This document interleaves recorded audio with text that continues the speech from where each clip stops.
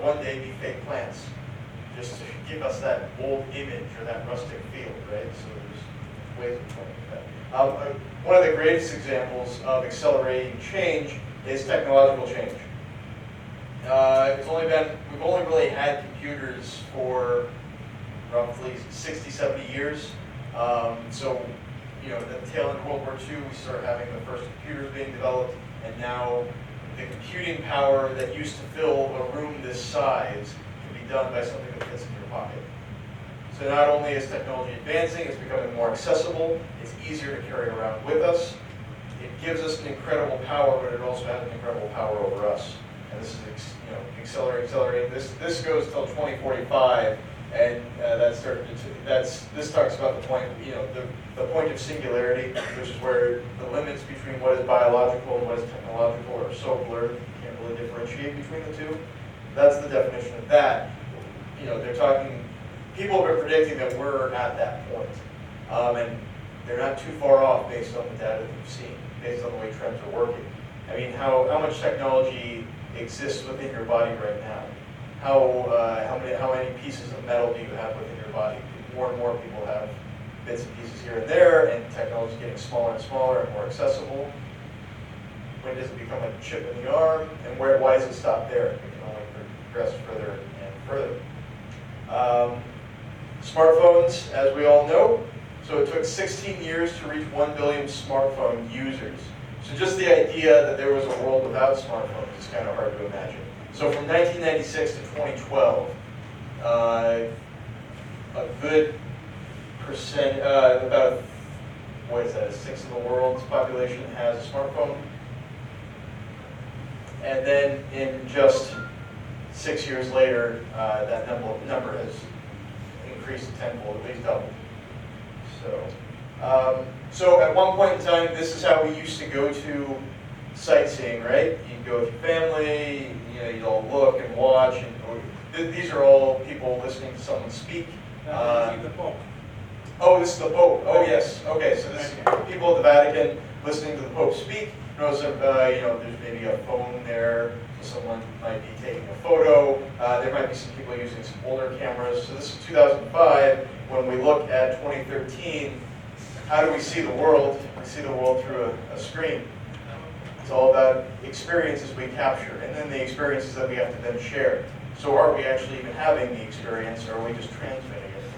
And where does the transmission end? It just keeps going and going and going and going. And are we actually, now you're all looking at me, thankfully. I'm glad you're not all just, live streaming this on Facebook. I appreciate that.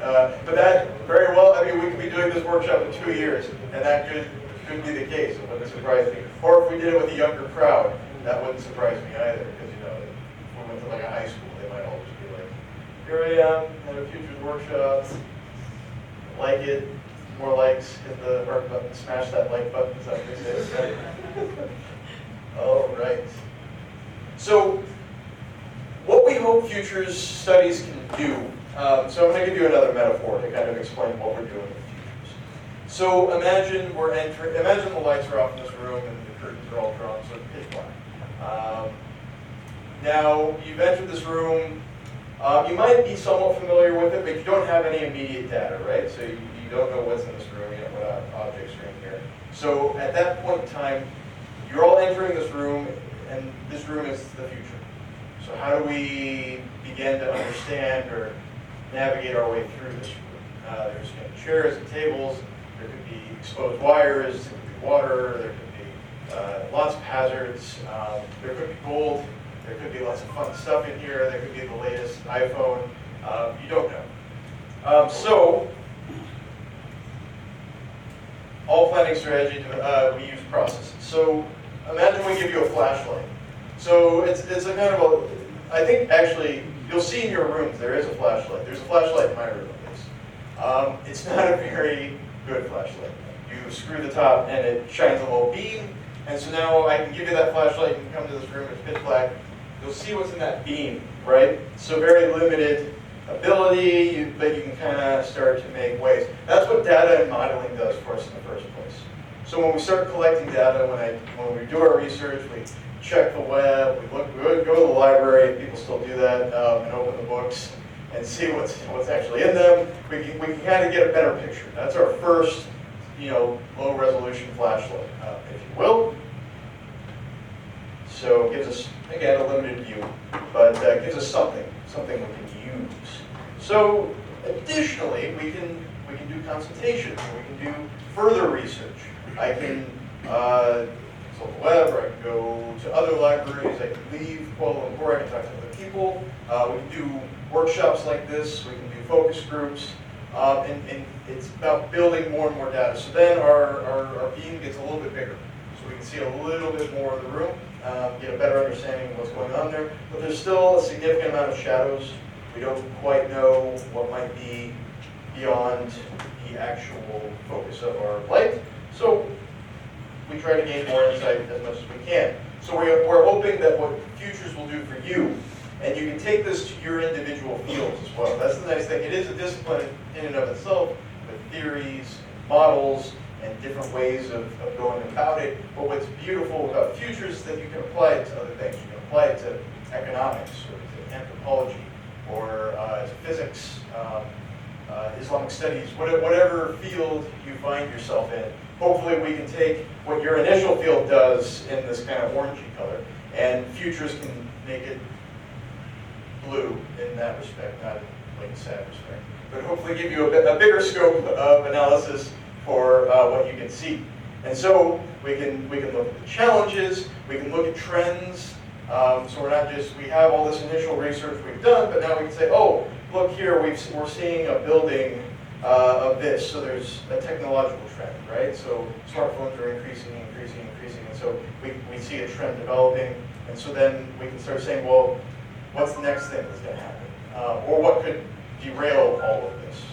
How can our trends be affected by challenges? So what are like emerging issues? These are the things that you see in the back of the newspaper, or like the small little blip on the corner of your screen says like the hot new da-da-da, or this just in, something happened in Uruguay, and that's going to affect all of you, so eventually. So, before we move further, the first thing we're going to really deep dive into, and the first big group activity, is going to be trends analysis. So before we kind of dive into that, we should probably pause maybe for like 10 or 15 minutes for questions, and then we'll kind of leave you with this before we go into lunch. So if there are any questions, please feel free, and we'll pass the mic around.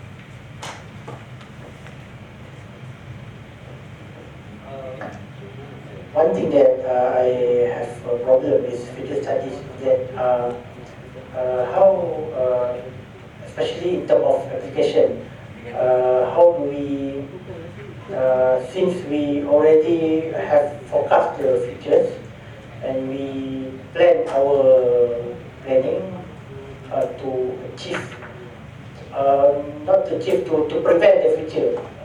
Let's say we focus on climate change. We forecast it, we plan to prevent it. So how do we know that the future that we arrive is not worse or better? How to, is it in future studies also think about that, or also they only focus on planning without ever thinking about the planned future that we have? We will do that later on. Yeah, I mean, there are different kind of features, but there's one kind of feature that you want, that you prefer, right? So we can kind of work, how do we work towards that feature? But at the end of the day, there will be a lot of uncertainty and randomness, so you have to allow for that. It's not going to be a perfect feature, but we can work towards something that you desire. There are methods for doing that. So we don't just want to go to any old future, we want to go to a specific future. So, but we still need to do the basic stuff. You still have to analyze trends, you still have to know which way the directions are, things are going, so you can do something about turning them around and doing other things that may enhance certain things that you want to enhance, or slow down certain things that you want to slow down. Yeah, and to kind of add to that further, it depends on who you ask as to is it all just planning or like what are we trying to attain. Some people in futures do just plan to help other people, and then what you do with the plan is what you do with it. I'm on to the next chapter. Ours, we take a little bit more of an engaged approach. We're living with all of you. I've been in Kale for 7-8 months now. We want to help us all attain a preferred future, something that will be in all of our best interests. Because again, remember, we want to be open. We want to be open to multiple possibilities. So in dealing with climate change, even to just say we want to prevent climate change is a closed view. Most people will probably agree with you, but it's not just about preventing climate change. It's about how do we change ourselves and how do we change the way we live our lives to deal with some of the changes. Because again, we can't control everything, right? There's certain things that are beyond our control, or even if we try to play with it, it'll play back, right? So you have to be open to a multiplicity of possibilities of all different ways we go about it. And not only keeping it open, but we want to keep it plural, so we want to get as many people involved as possible, as many different perspectives, and participatory. We're all kind of in this together at work. And so it's constantly reiterative. We have to keep going back to the drawing board. Okay, we've done this in 2 years, it's not working, what do we do now? We have to be open to being wrong and to correct and change things. Yeah, just simple question. Where you put the strategy? Is it the strategy and we have if we do it strategy at the first part, or it is the effect of it is the strategy? Where you put it? You see, the strategy has to come once you know the analysis. You can't do strategy first. You got to know certain things. Like if you walk in this room and the room is dark, you can't have a strategy of how you're going to negotiate the room. So you have to wait, first of all, to get your eyes and eyes. That's kind of a data gathering, if you like. Then you're going to sense your team and you do your modeling and you do your basic research and all that. And then when you actually created a picture of what the room looks like, only then you're going to have a strategy to go from one part of the room to the other part. So strategy can't come at the beginning. Strategy has to come once you have some knowledge and some data and some perception of what's happening. And you may have an objective, but you want to, the strategy will come later, and it will kind of keep coming back, because you want to keep learning more. And you have to change. So as you get more data, you have to change your strategy at the same time. I think we can say this as tools in understanding Yeah. that we have to use to use and To understand, to exploit, but to get to the all resources. Yeah. That what I understand. Well, earlier you said that the blue line is referring to the research. The blue line is referring to the research, right? So in research, we do study about the emerging issues, the problem in society, or whatnot. So what is the difference between the blue line and the brown line that you're... When you're doing research, you are kind of doing conventional research, right? Conventional methodology, standard research method, surveys or whatever like that. Yeah. So you're getting data, but you're not getting data beyond the blue line. It's only when you start doing trends and issues, emerging issues, that you broaden the line. Because when you're doing conventional research, you're not doing that analysis. That conventional research, discipline research, you're doing within your discipline. Each discipline has a methodology. You may be doing statistical research, you may be doing surveys, or you may be doing laboratory research or whatever, right? In this sense. And it's only when you start doing trends and emerging issues that you have to draw in the line. That's where the future is coming. Okay. Anybody else? No? What factor that the big trends? What factor? trends does not happen just pop up there. There is a factor that determines trends. In your view, what's the factor that determines trends? We'll come to that in a minute. That's the next. You're jumping the gun there. Right. Okay, so in fact, move on to the next slide. So we have about I know, just so we are actually going to look at trends, where do they come from, what factors determine them, what do we do and how do we analyze them, and then we're going to spend quite a lot of the afternoon identifying trends and analyzing them, right? And we can do that in two ways. We can simply concentrate on Malaysia and say we have to identify trends in Malaysia itself, analyze them, or we can look at more globally. It's like maybe different tables can do different things, but we do want each group to be pluralistic and interdisciplinary, right?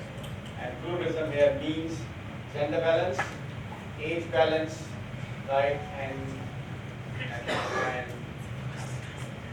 interdisciplinary means there has to be more than one discipline. So if you're all economists are sitting there, and all economists are sitting there age 50, they're going to only identify certain kind of trends.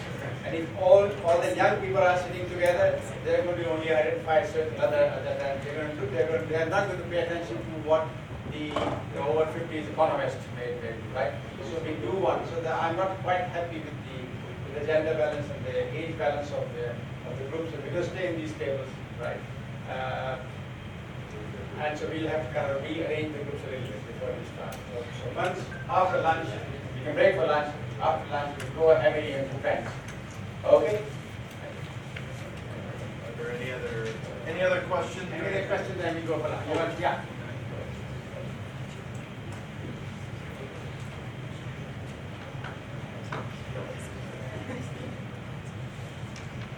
I'm just thinking that if there's a need for the last question, so I will do that. I was just thinking that, when it comes to future studies, we have all the trends, etc. Is there any way, in the light of faith, that we could somehow avoid the damaging effect in case we encounter a black swan concept, the black swan? Again, you are jumping two workshops. It's future. You're jumping two workshops. When we do the future studies in post-normal times, we do black swans, we do black elephants, and we also have come up with the idea of black jellyfish. That we do all that. Right? So that's the third workshop. So we doing things very systematically, right? So we are not running before we can walk. This workshop is all about walking, right? The next one will be more about fluency, and then the third one will be where we get to real crunchy value issues and cultural issues, and how do we kind of foresee black swan events? How do we kind of anticipate black jellyfishes, which is also another kind of event, and so on. So the events bit of that diagram comes in the third workshop. I think we can go for lunch, and then we will, the events there. This comes in the third workshop. Go for lunch. When we come back for lunch, then we do better. Thank you, Prof. Ziotin Sadat and Mr. Scott for the introduction of the session. So basically, we have covered why Muslims think about the future, 4 metaphor exercise, and an introduction to future study. So I just want to make some housekeeping announcement. First, we can collect the key for our room at the registration counter. And secondly, our lunch will be at Sosana, the 27th floor. And we will resume back the session at 2:15 sharply. So your cooperation in this matter is really appreciated. Thank you.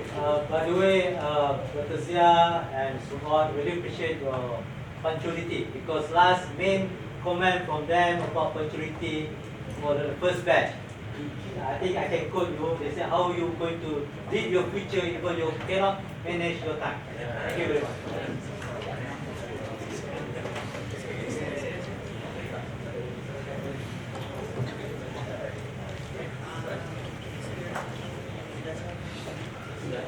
Now they are writing.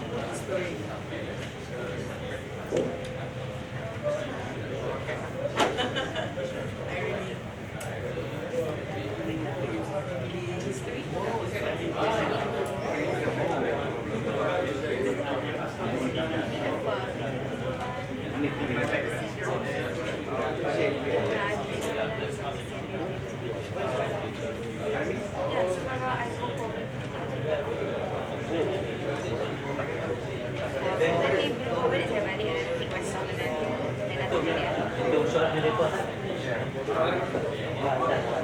Itu soalan yang agak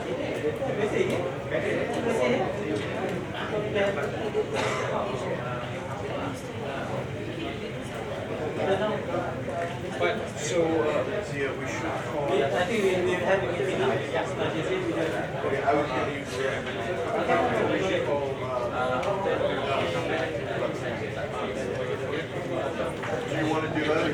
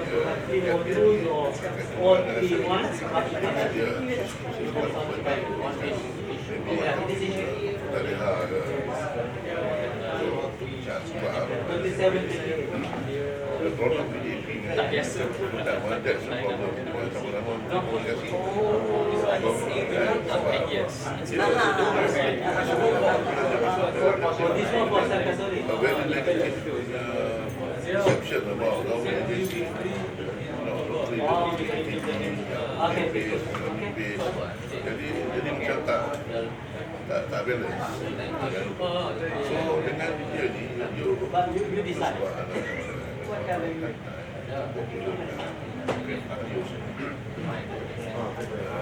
We have to popular lah, the musical competition. InsyaAllah kita plan nak buat.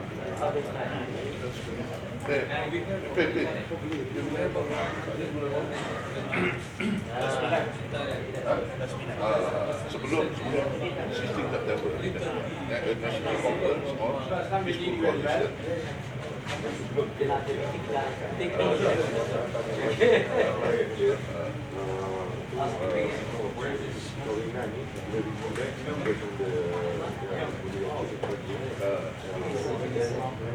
You